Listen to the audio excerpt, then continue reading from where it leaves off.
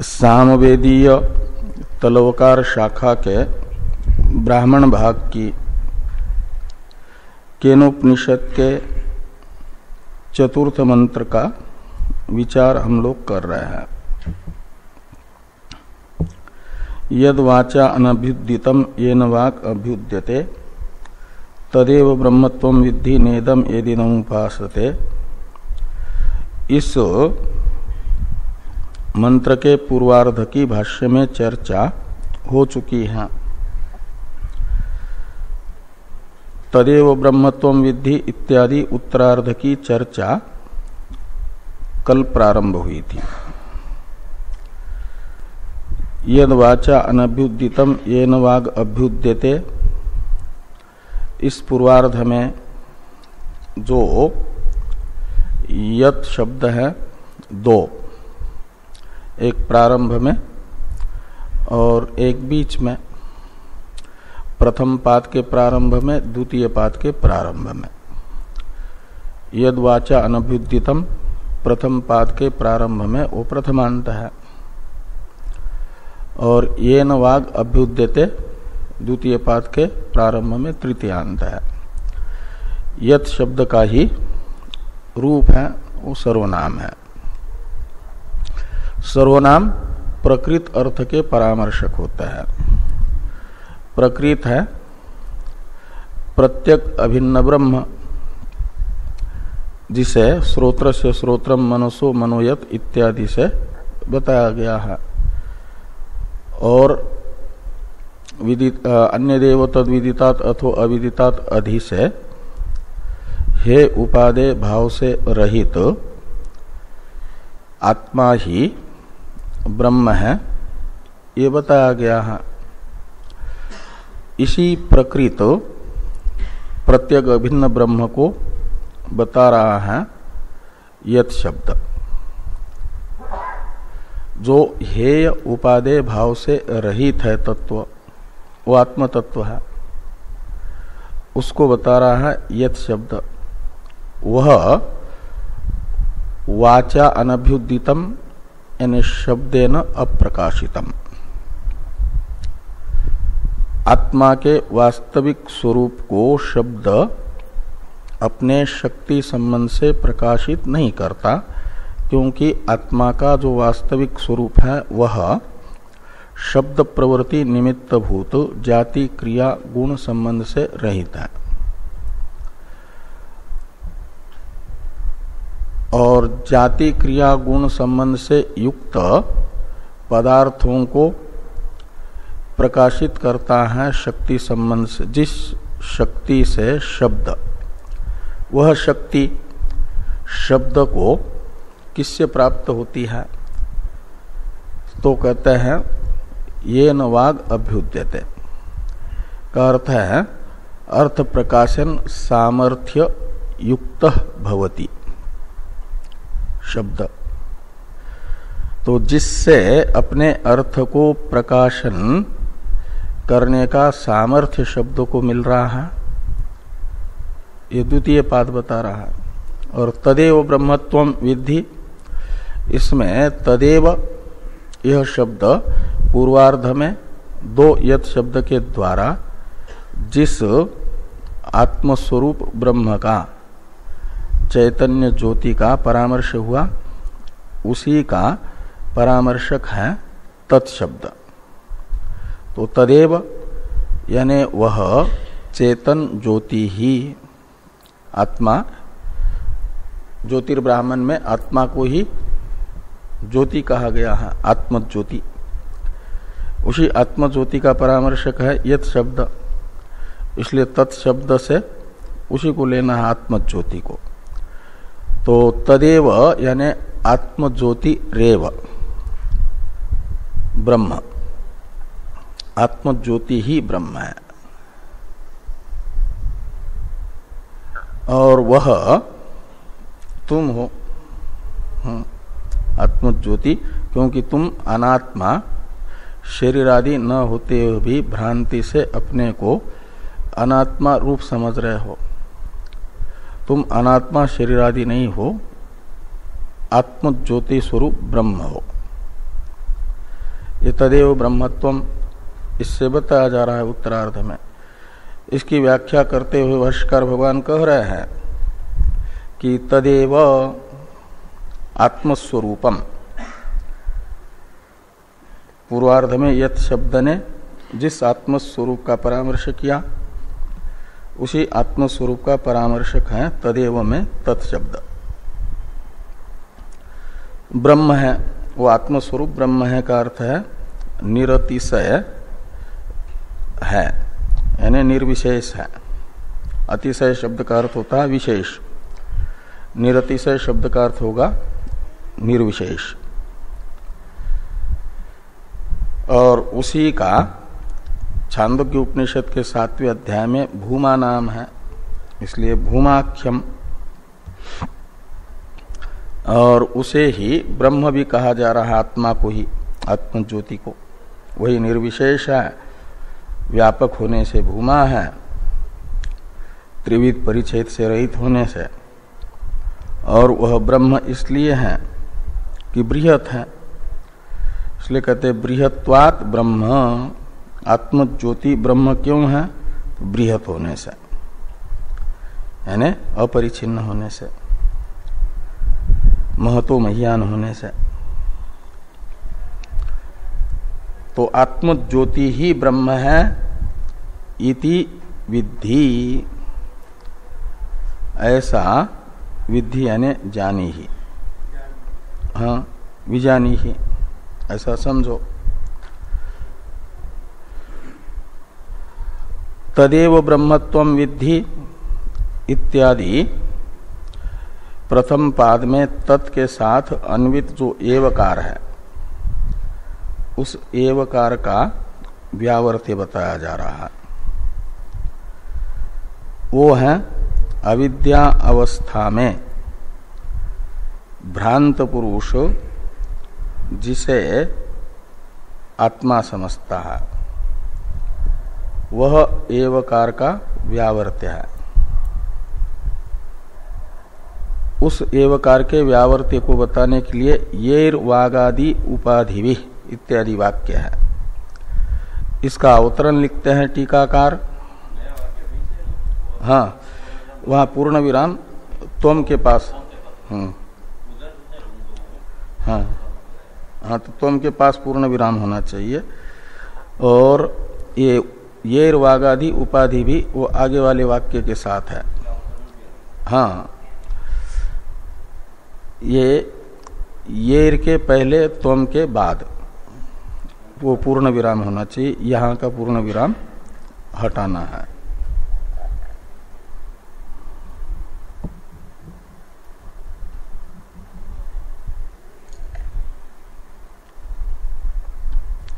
तो आगे है तदेव इति एवकारस्य कृत्यम आह येर वागादि उपाधि भी रीति।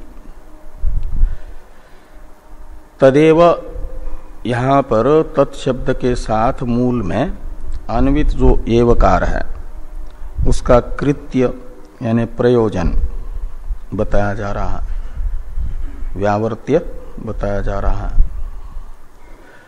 तो येर वागादि उपाधि भी वाचोह वाक चक्षुषश्चक्षु श्रोत्रस्य श्रोत्रम मनसो मनः कर्ता भोक्ता विज्ञाता नियंता प्रशासिता विज्ञानम आनंदम ब्रह्म इति एवं आदय संव्यवहारा असंव्यवहार्ये निर्विशेषे परे साम्ये ब्रह्मणि प्रवर्तन्ते तान युदस्य आत्मानम एव निर्विशेषम ब्रह्म विद्धि इति एवकारार्थ। यहाँ तक वाक्य है पूरा, ये से लेकर के इति एवकारार्थ यहाँ तक पूरा एक वाक्य है। तो मूल मंत्रस्थ एवकार ये बता रहा है। इस वाक्य का जो अर्थ होगा वह मूल में जो एवकार है उसका अर्थ है। तो येर वागादि उपाधि भी, तो जिन वागादि उपाधियों के कारण ब्रह्म जो स्वरूपतः निर्विशेष है इसलिए अव्यवहार्य है। व्यवहार्य कहा जाता है व्यवहार विषय को। शब्द, व्यवहार का अर्थ है शब्द प्रयोग, और जो शब्द प्रयोग का विषय बनता है यानी शब्दार्थ बनता है, शब्द का वाच्यार्थ बनता है, तो शब्द के वाच्यार्थ को कहा जाता है व्यवहार्य।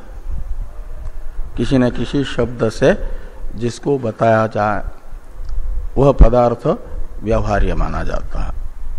और अव्यवहार्य शब्द का अर्थ निकलता है जिसको आप किसी शब्द से नहीं बता सकते, ऐसा अर्थ।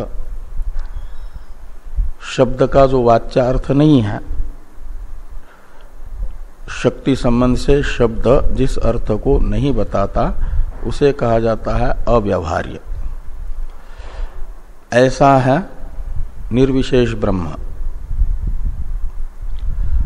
उसमें जाति, क्रिया, गुण इत्यादि शब्द प्रवृत्ति का निमित्त विशेष न होने से, निर्विशेष है हो तो निमित्त विशेष नहीं है, इसलिए निर्विशेष है, वह अव्यवहार्य है। का मतलब शब्द के शक्ति संबंध से उसे नहीं बताया जा सकता है, अशक्यार्थ है, वो अवाच्यार्थ है।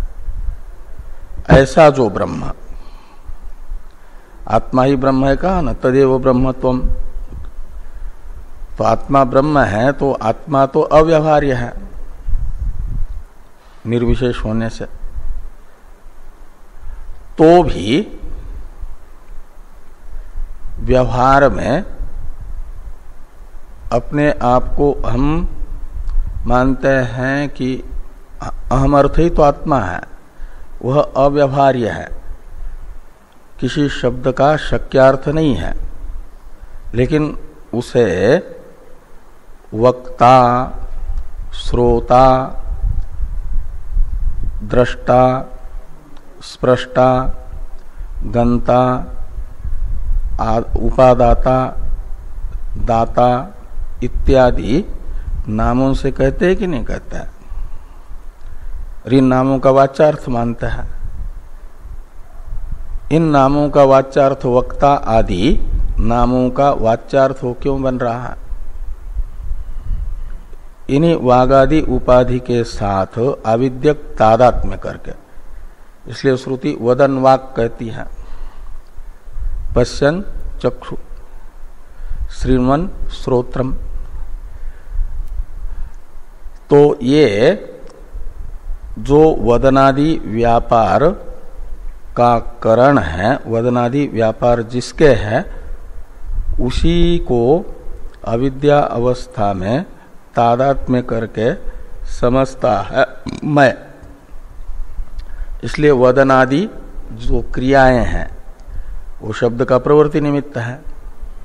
पाचक इत्यादि शब्द का प्रवृत्ति निमित्त जैसे पाकादि है, पूजक इत्यादि शब्दों का प्रवृत्ति निमित्त जैसे पूजादि है, ऐसे वक्ता, श्रोता, मंता इत्यादि शब्द का प्रवृत्ति निमित्त है वदनादि व्यापार, क्रियारूप प्रवृत्ति निमित्त है।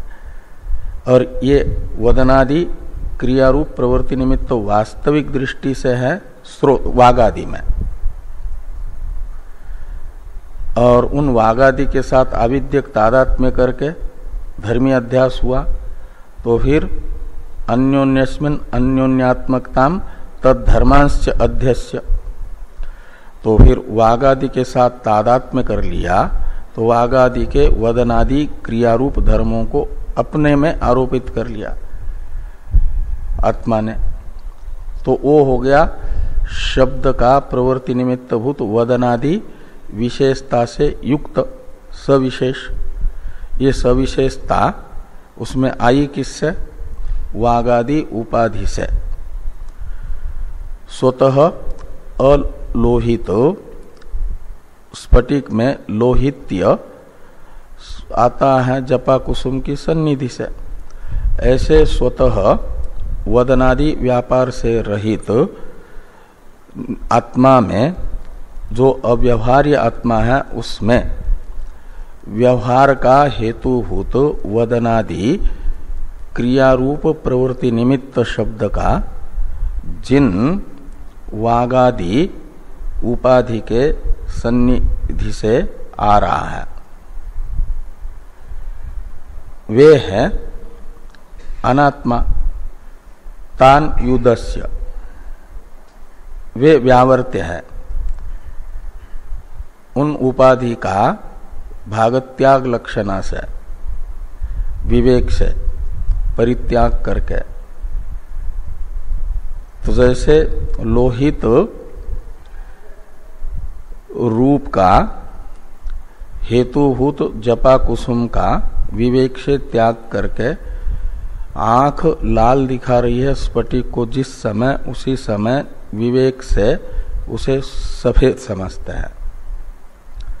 ऐसे ही जिन वागादि उपाधि के कारण स्वतः अव्यवहार्य आत्मा, निर्विशेष आत्मा वदनादि रूप विशेषता वाला होता है, लोहित्य के तरह स्फटिक लोहित्यवान हो गया, ऐसे वदनादि व्यापार वाला हो गया तो शक्यार्थ बन गया, समव्यवहार्य बन गया।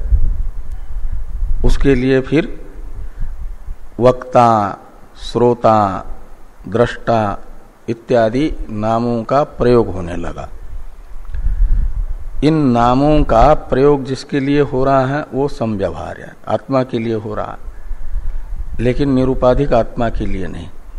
वागादि उपाधि से युक्त आत्मा को ये शब्द प्रयोग हो रहा है, इसलिए वो समव्यवहार्य बन गया। तो जिन उपाधि के कारण समव्यवहार्य बन रहा है, स्वतः असमव्यवहार्य होता हुआ भी उन उपाधि के साथ आविद्यक तादात्म्य छोड़ करके उन उपाधि को आत्मा के रूप में परित्याग करके, वो अनात्मा है उसको आत्मा के रूप में पकड़ रखा है, उनका परित्याग करके जो उपहित मात्र शेष रहता है वो आत्म ज्योति है, वो ब्रह्म है, वो अनात्मा व्यावर्त्य है वागादि। ये यहां पर कह रहा है कि येर वागादि उपाधि भी वाचोह वाक, चक्षुषः चक्षु, श्रोत्रस्य श्रोत्रम, मनसो मनः, कर्ता भोक्ता विज्ञाता नियंता प्रशासिता विज्ञानम आनंदम ब्रह्म इत्येवं आदय संव्यवहारा। संव्यवहार यानी शब्द प्रयोगा, संव्यवहार शब्द का अर्थ है शब्द प्रयोग। तो वाचो वाक, यहां पर वाक शब्द का प्रयोग हुआ ना प्रथमांत, जो असंव्यवहार्य है, शब्द प्रयोग अनर्ह है, उसके लिए वो शब्द प्रयोग अर्ह बन गया, शब्द प्रयोग योग्य बन गया। तो ये सारे शब्दों का प्रयोग वाक, चक्षु, श्रोत्र, मन, कर्ता, भोक्ता, विज्ञाता, नियंता, प्रशासिता, विज्ञान, आनंद, ब्रह्म इत्यादि शब्दों का प्रयोग असंव्यवहार्य निर्विशेषे परे साम्य ब्रह्मणि, साम्य यानी एक रसे ब्रह्मणि, एक रूपे ब्रह्मणि। तो निर्विशेष जो एक रस ब्रह्म है उस ब्रह्म में संव्यवहारा प्रवर्तन्ते, प्रवर्तन्ते का करता है संव्यवहारा। हाँ हाँ, वो भी वो शब्द है ना। हाँ, तो इसलिए ये शब्द भी जिसके लिए प्रयुक्त हो रहा है, इस शब्द के भी योग्य जो बन रहा है उनका भी वाच्यार्थ नहीं लक्ष्यार्थ है, तो तब भी उसके लिए शब्द प्रयोग होता है। वाच्य मान रहे हैं जिन वागादि उपाधि के कारण। इसमें हेतुभूत कौन हो गए ये समव्यवहार होने में, और समव्यवहार का विशेषण है इत्येवम् आदय समव्यवहारा प्रवर्तन्ते। और इसमें निमित्त हुआ ये सब शब्द वागादि उपाधि येर वागादि उपाधि भी, ये तृतीय है हेतु अर्थ में। यदि वागादि शब्द का वाच्यार्थभूत वागादि इंद्रिय रूप उपाधियां न हो तो वक्ता, श्रोता, मंता, दृष्टा इत्यादि शब्दों का प्रयोग आत्मा के लिए नहीं हो सकता। हो सकता? नहीं हो सकता।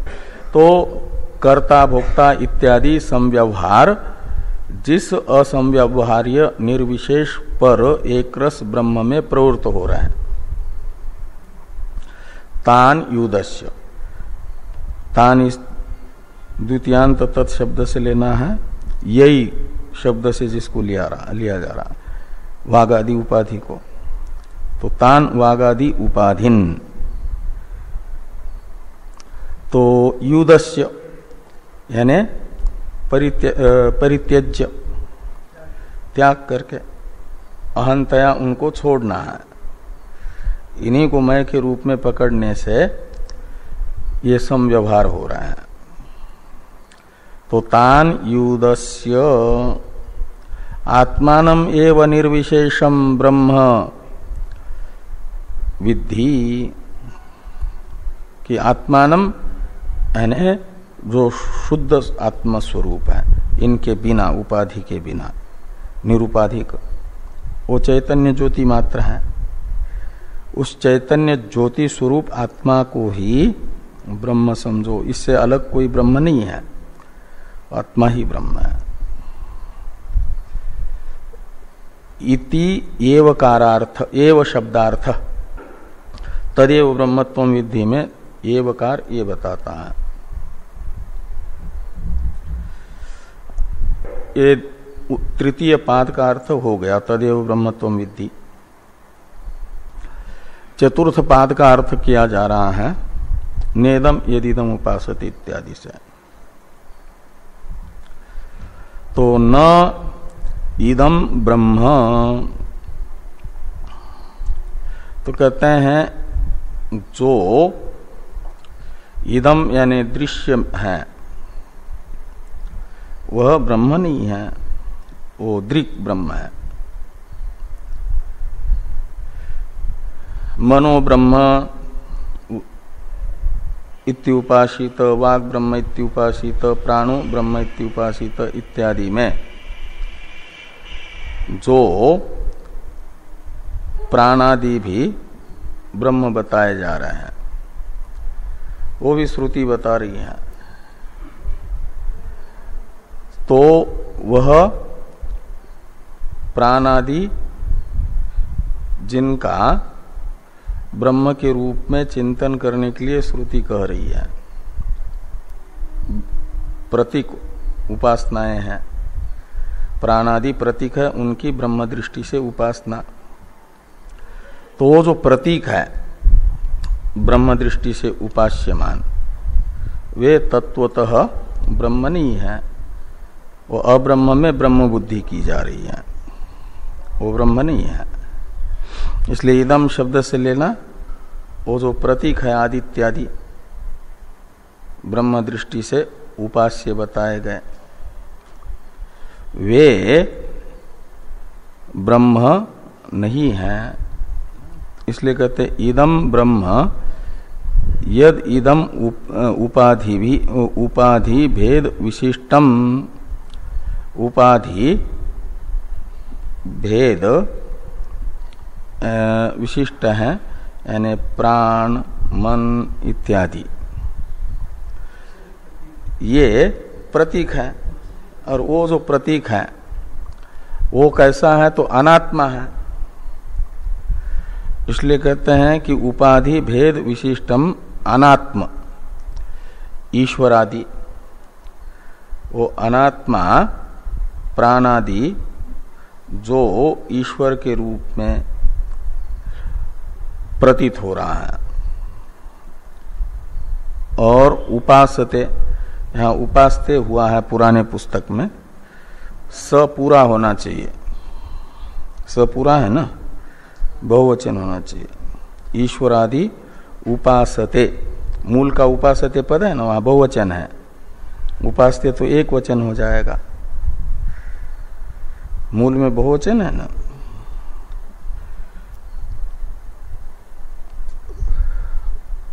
उपासते नहीं उपासते, और उसी उपासते का अर्थ कर दिया ध्यायन्ति, ये बहुवचन है।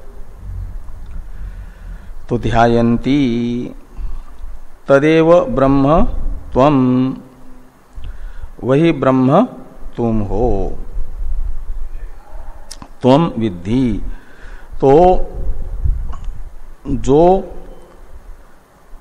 अनात्मा प्रतीकात्मक प्राणादि हैं वे ब्रह्म नहीं, अपितु वही ब्रह्म है।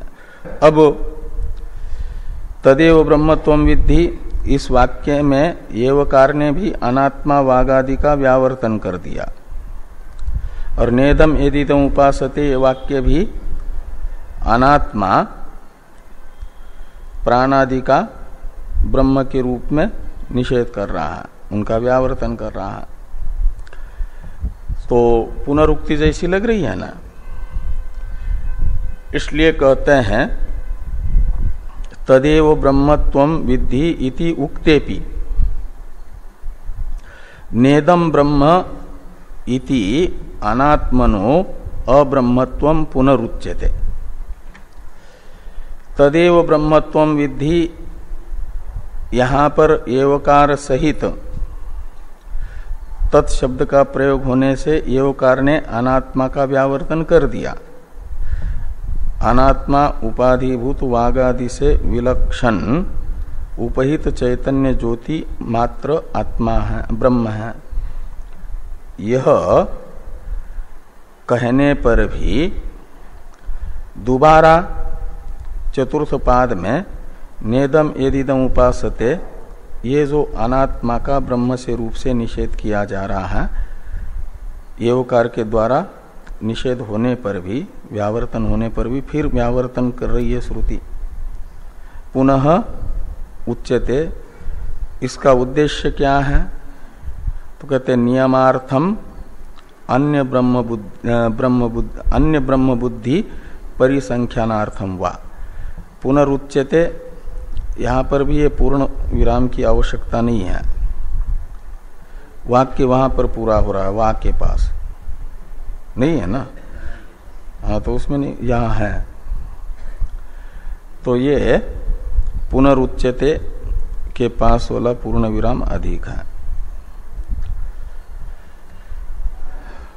तो एवकार के द्वारा व्यावर्तन अनात्मा का होने के बाद भी फिर से नेदम यदिदम उपासते से अनात्मा का ब्रह्म रूप से व्यावर्तन का प्रयोजन है नियम और या परिसंख्या। हाँ है नहीं, नियम और परिसंख्या बताने के लिए। नियम क्या है, परिसंख्या क्या है, इसको स्पष्ट किया जा रहा है टीका में। इसलिए टीका में लिखा ना नियमार्थम इति, नियमार्थम इति ये प्रतीक है ना, तो नियमार्थम का व्याख्यान किया जा रहा है। पक्षे अनात्मनि अपि ब्रह्म बुद्धौ प्राप्तायाम आत्मैव ब्रह्म इति बुद्धिम नियंतुम इत्यर्थ। ये नियमार्थम का अर्थ हुआ। आत्मैव में यहां पर म पर ऐ की मात्रा होनी चाहिए, वो छूटी है पुरानी पुस्तक में, वहां होगी टीका में, इसमें नहीं है। आत्मैव तो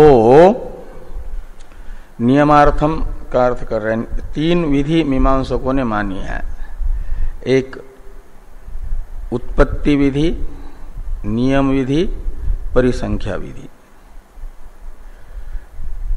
उत्पत्ति विधि उसे माना जाता है जो अज्ञात अर्थ, अप्राप्त अर्थ का प्रापक वाक्य, अपूर्व अर्थ का ज्ञापक वाक्य, उसे उत्पत्ति विधि माना जाता है। पहले से अप्राप्त अर्थ का प्रापक वाक्य, प्राप्ति कराने वाला वाक्य। जैसे त्वमर्थ में ब्रह्म रूपता अन्य प्रमाणों से अप्राप्त है। तत्वमसि वाक्य त्वमर्थ की ब्रह्म रूपता का प्रापक है, ज्ञापक है। वो है अपूर्व विधि। उत्पत्ति विधि का ही दूसरा नाम है अपूर्व विधि। अपूर्व अर्थ का कथन कर रहा है। प्रमाणांतर से अज्ञात जो जीव की ब्रह्म रूपता उसका ज्ञापन कर रहा है, इसलिए वो अपूर्व विधि है, उत्पत्ति विधि है। नियम विधि कहा जाता है जो एक ही प्रयोजन को सिद्ध करने के लिए अनेक साधन है,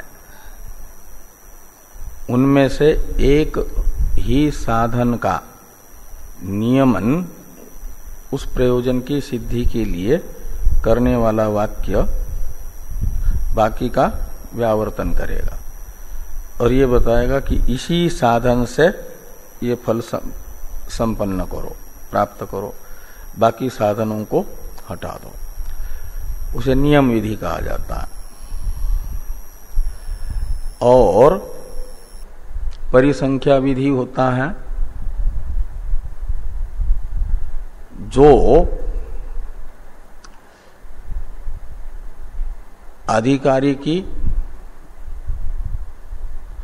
विधेय अर्थ में भी प्रवृत्ति हो रही हो और जो अविधीयमान है उसमें भी प्रवृत्ति हो रही हो, तो उसमें से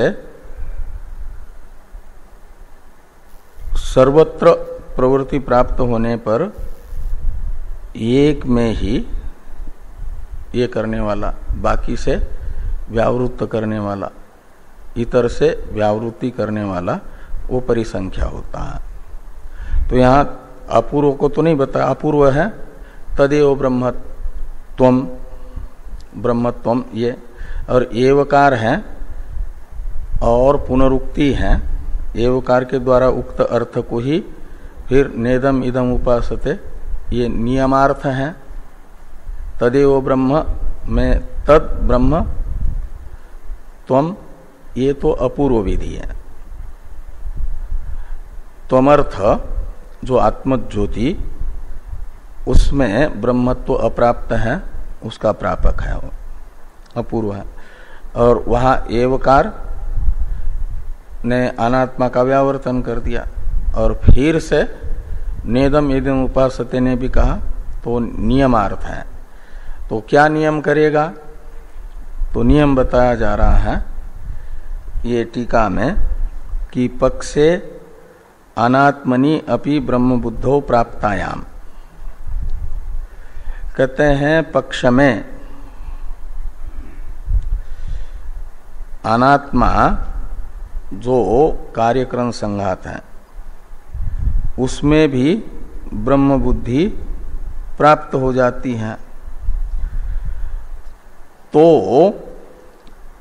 नेदम यदिदम उपासते यह वाक्य क्या करता है कि नियमन करता है कि आपको अनात्मा में आत्मबुद्धि करनी ही नहीं है। अनात्मा वागादि का पूर्व अनेकों जन्मों से मैं के रूप में ग्रहण करते करते जो बुद्धि में आत्मा के रूप में संस्कार है, वासना है, उस संस्कार वशात तदेव ब्रह्म त्वम विद्धि, ये सुन लिया कि वागादि आत्मा नहीं, ब्रह्म नहीं है, लेकिन कभी उनमें भी आत्मबुद्धि हो जाती है पूर्व संस्कार वशात। तो उस पक्ष में जो अनात्मा का मैं के रूप में चिंतन हो रहा है उसका व्यावर्तन करने के लिए नेदम इदम यदिदम उपासते इत्यादि पुनरुक्ति है। ये प्रयोजन बताया कि पक्षे 1 नंबर टिप्पणी को देखिए और स्पष्ट हो जाएगा। तदेव ब्रह्म इति वाक्यार्थ विस्मरण वेलायाम प्राक्तन संस्कार पाठवात अनात्मनि देहादौ अपि आत्मत्व बुद्धो प्राप्तायाम इत्यर्थ। ये पक्ष शब्द का अर्थ हुआ। तो एक पक्ष में ये होगा क्या कि तदेव ब्रह्म, ये सुन लेने पर भी आत्मा ही ब्रह्म है, लेकिन ये वाक्यार्थ जिस समय विस्मृत होगा, तदेव ब्रह्म त्वम यानी अहम ब्रह्मास्मि, इस वाक्यार्थ की कभी विस्मृति भी होगी। जब तक अप्रोक्ष नहीं होगा, आभानापादक आवरण की निवृत्ति नहीं होगी, तब तक ये विपरीत भावना पुष्ट रहेगी। अनात्मा का आत्मा के रूप में संस्कार, और वह बलवान होगा तो कभी ब्रह्म का आत्म रूप से विस्मरण भी होता है परोक्ष ज्ञानी को भी। परोक्ष ज्ञान होने पर भी विपरीत संस्कार दृढ़ हो जाए तो वाक्यार्थ को भूल जाता है, और प्राक्तन संस्कार वशात अनात्मा शरीर आदि का ही मय के रूप में ग्रहण करता है, ब्रह्म का मय के रूप में ग्रहण करना भूल जाता है। उस पक्ष में ऐसे समय ये कहा जा रहा है कि तदेव ब्रह्म इति वाक्यार्थ विस्मरण वेलायाम प्राक्तन संस्कार पाठवात।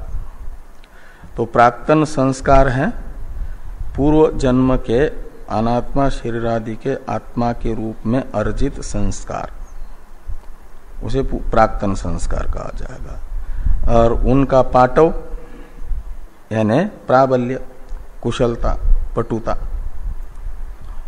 तो अनात्मा शरीर आदि के संस्कारों की कुशलता है कि परोक्ष ज्ञान होने पर भी वह परोक्ष ज्ञानी के मन को अपने विषय के ओर खींच करके ले जाए अहम वृत्ति को। ये कुशलता पाटव कहलाती है। और ये किसकी पाटव है, पटुता है? प्राक्तन संस्कारों की। अनात्मा शरीर आदि का आत्मा के रूप में जो संस्कार, उस संस्कार की जो पटुता, कुशलता, प्राबल्य, उसके कारण फिर अनात्मनि देहादो आत्मत्व बुद्धो प्राप्तायाम, अनात्मा शरीर आदि में आत्मत्व बुद्धि प्राप्त हो जाती है जिस समय, उस समय भी नेदम यदिदम उपासते। यह वाक्य बता रहा है कि सावधान कर रहा है कि इस अनात्मा शरीर आदि का ये इदम है, इदम का मय के रूप में ग्रहण न करो, ये ब्रह्म नहीं है। निधि ध्यासन, हाँ हाँ, इसलिए हाँ बहुत है, उसके लिए निधि ध्यासन ही साधन है। हाँ, तो निधि ध्यासन में प्रवृत्त करने के लिए पुनरुक्ति है कि वही याद रखो, वाक्यार्थ को ही, इसको भूलो मत। यदि भूलते हो तो फिर उसी में प्रवृत्त हो जाओ। ये बताने के लिए नेदम यदिदम उपासते, ये पुनरुक्ति है, ये नियमार्थम का अर्थ निकला। ये जो भाष्य में कहा ना कि तदेव ब्रह्मत्वम विद्धि इति उक्तेपि नेदम ब्रह्म इति अनात्मनो अब्रह्मत्वम पुनरुच्यते नियमार्थम, इतने का ये अर्थ होगा। और अन्य बुद्धि परिसंख्यानार्थम वा, ये जो कहा गया अन्य बुद्धि परिसंख्यानार्थम वा, ये वा दूसरा एक प्रयोजन बताने के लिए, परिसंख्या रूप, वो वाक्य इधर भी आएगा। नियमार्थम को छोड़ करके बाकी सबकी पुनरुक्ति होगी कि तदेव ब्रह्म इति उक्तेपि नेदम ब्रह्म इति अनात्मनो अब्रह्मत्वम पुनरुच्यते अन्य ब्रह्म बुद्धि परिसंख्यानार्थम वा, परिसंख्यानार्थम एक वाक्य बनेगा। अब परिसंख्या के विषय में बताया जा रहा है। ये ब्रह्म इति बुद्धिम नियंतुम इत्यर्थ, ये नियमार्थम का व्याख्यान हुआ। अन्य बुद्धि परिसंख्यानार्थम का व्याख्यान कर रहे हैं कि अन्यस्मिन उपास्ये, टीका में, या ब्रह्म बुद्धि तन्निवृत्त्यर्थम वा पुनः अब्रह्मत्वम उच्यते इत्यर्थ। नेदमिदम उपासते से फिर से अनात्मा वागादि में अनात्मा अब्रह्मत्व इसलिए बताया जा रहा है कि जो अन्यस्मिन उपास्य, अन्य जो उपास्य हैं प्राणादि प्रतीक ब्रह्म दृष्टि से उपास्य, उनमें प्राप्त जो ब्रह्म बुद्धि, जैसे तदेव ब्रह्मत्वम, यह वाक्य प्रत्येक आत्मा को तत्वतः ब्रह्म रूप बता रहा है। ऐसे प्राणो ब्रह्म, मनो ब्रह्म इत्यादि वाक्य भी तत्वतः ही प्राणादि को ब्रह्म रूप बता रहा है। ऐसा प्राप्त हुआ, ऐसी उनमें भी तत्वतः ब्रह्म बुद्धि प्राप्त होगी। तन्निवृत्त्यर्थम यानी उस तात्विक, उनमें तात्विक ब्रह्मत्व बुद्धि का व्यावर्तन करने के लिए अब्रह्मत्वम उच्यते, अब्रह्मत्व को बताया जा रहा। पुनः अब्रह्मत्वम, उनमें अब्रह्मत्व नेदम इदम उपासते से बताया गया। वो परिसंख्या के विषय में 2 नंबर टिप्पणी में टिप्पणीकार कहते हैं तत्र च अन्यत्र च प्राप्तो परिसंख्या इति गीयते इति न्यायम अनुसृत्याह अन्यस्मिनिति। तो तत्र और अन्यत्र का अर्थ, तत्र से तो लेना यहां प्रत्यक चेतन ज्योति, तदेव में तत्शब्द से ग्राह्य आत्मा, और उसमें ब्रह्मत्व बुद्धि प्राप्त हो गई। और मनो ब्रह्म, प्राणो ब्रह्म इत्यादि वाक्य से अन्यत्र यानी प्रत्येक आत्मा से भिन्न जो बाह्य हैं, पराक हैं, मनादि, उनमें भी, प्राणादि में भी ब्रह्म बुद्धि प्राप्त हो गई। तो अन्यत्र हो गए प्राणादि, तत्र हो गया प्रत्येगात्मा, दोनों में भी ब्रह्म बुद्धि प्राप्त हो गई। तो उनमें से कहते तत्र च अन्यत्र च प्राप्तो परिसंख्या इति गीयते, एक सामान्य न्याय है। इस न्याय के आधार पर कहा जा रहा है कि अन्यस्मिन, तो अन्यस्मिन उपास्य, टीका में है ना अन्यस्मिन, मूल भाष्य में अन्य ब्रह्म बुद्धि परिसंख्यानार्थम, इसमें अन्य शब्द का अर्थ है अन्यस्मिन, अन्यस्मिन यानी प्राणादो। तो अन्य जो प्राणादि हैं उनमें ब्रह्म बुद्धि जो प्राप्त हो गई उसका व्यावर्तन करने के लिए फिर से उनमें ब्रह्मत्व का निषेध किया गया। नेदम यदिदम उपासते, इससे इसका उदाहरण बताया गया टीका में स्पष्ट करते हुए टिप्पणी में।